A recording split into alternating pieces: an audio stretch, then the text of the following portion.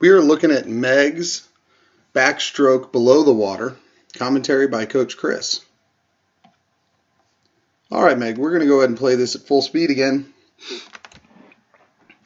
And again, really nice shoulder drive. I'm playing this at full speed so we can kind of see the tempo of your stroke. The kick is right where we want it. Hips, head position, chest position, everything's really nice on top of the water.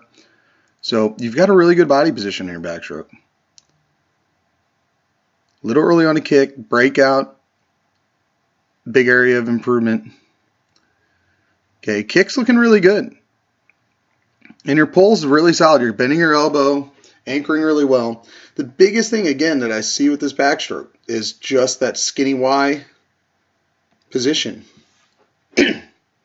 It's just you're in an unnatural position when your hand enters, and it's slowing the hands down above your head, and it's putting you in a weaker position to pull water. And the rest of your pull looks good. For your age, you're anchoring correctly. You're keeping the hand oriented correctly. Nice finish. Now you're going to hear, you see how that hand's kind of finishing with a little flourish where he pushed down? As you get older, you're going to hear a lot of different coaches say different things. Okay, the modern trend is for coaches are trying to say, don't do that. Push your hand, keep your hand oriented horizontal or vertical so that it can just go right against your thigh, like you're pressing your palm against your thigh. But they've looked at a lot of the videos of Olympians. And one of the things the counter movement is saying is that you should not worry about that. Because all the Olympians, all the best Olympians are finishing with that little flourish that you got now. So I'm kind of in the camp of it's natural to the stroke, and it's natural to everyone's stroke. So I think the people that are advocating you kind of keep the hand oriented a different way, or you try to control that too much, I don't think it adds anything or hurts anything. But I think it's an area that it's not worth nitpicking. I think it's just a natural extension of the stroke, and it actually helps you accelerate through at the back of the stroke. So I like it. I say keep it. But when other coaches work with you, you can decide for yourself what you need to do. Okay? So the only thing on the pull that I'm noticing, and this is outside your entry, and somewhat related to it. See how this hand sweeps? Look at where this hand is. Palm down. So you're not pulling any water here. And part of this is because you're trying to get the hand in the right position because, the way it entered above your head. But even in this position, you want to kind of rotate your hand so you're catching water. You want it to be straight up and down like this. You want it to be the palm to be facing this way toward your feet because that's the direction you want to head. So just rotating that palm down, just sweeping palm down a little bit too much at the early part of this stroke.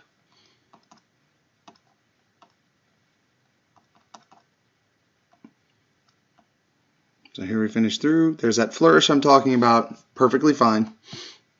Shoulder leading the stroke. Really good. Really deep pull. I mean, I really like how you're bending your elbow and how deep you're pulling. Okay. That stroke was a little better. So that sweep where you put the palm down doesn't happen all the time. So here's one of the areas we can really improve. Going into the turn. The turn is probably the area I think we can work to get even faster.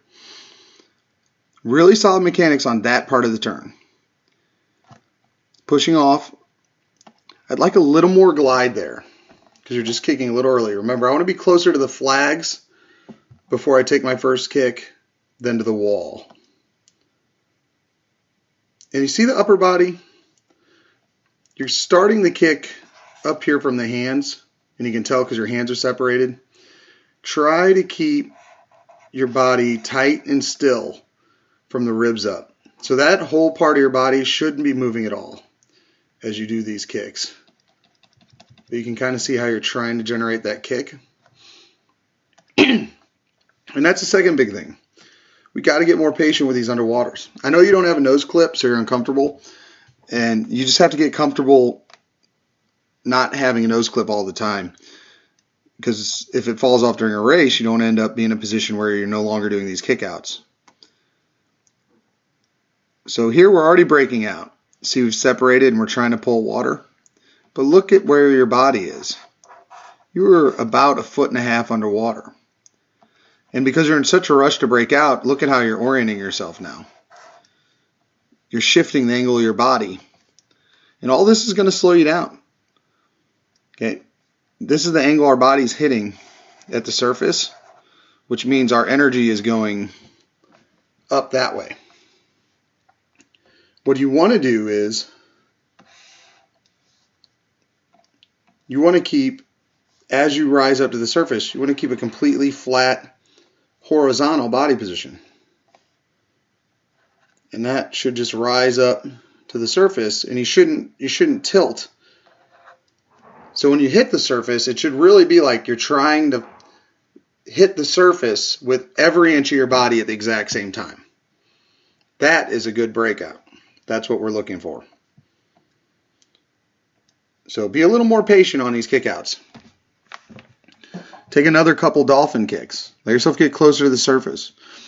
You know, don't angle up like that. Stay flat and just let yourself rise up and meet the surface and try and hit the surface completely flat. Because look at your body position when you're swimming. Body position when you're swimming is this way. Body position when you're breaking out is that.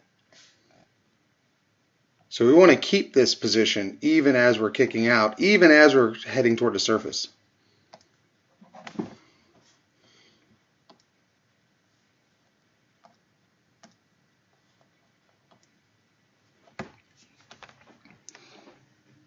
So backstroke's looking really, really good. Shoulder roll, something we're working on a lot. You're getting a really good grasp of. Head position, solid, although you do tend to keep that head up a little bit during practice. Kick's looking really good.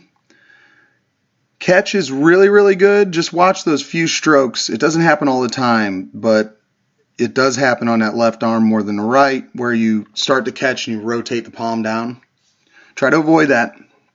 And the big thing is, try to make sure that when you're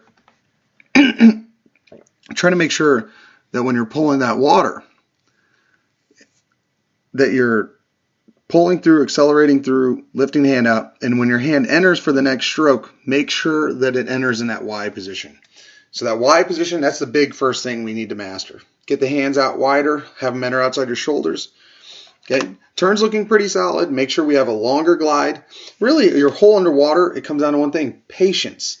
You got to have more patience. More glide, be patient with the glide. More kicks, be patient with how long you're underwater.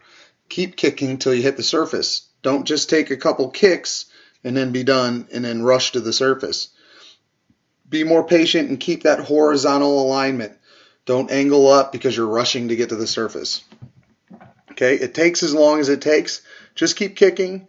Let the surface meet you. Try to hit the surface with your entire body at the exact same time, not fingertips first. Okay, and keep working on all the other stuff, because a lot of the backstroke fundamentals that I'm looking for at this age are there. Just got to keep working on a few of the skills that we were focusing on this season.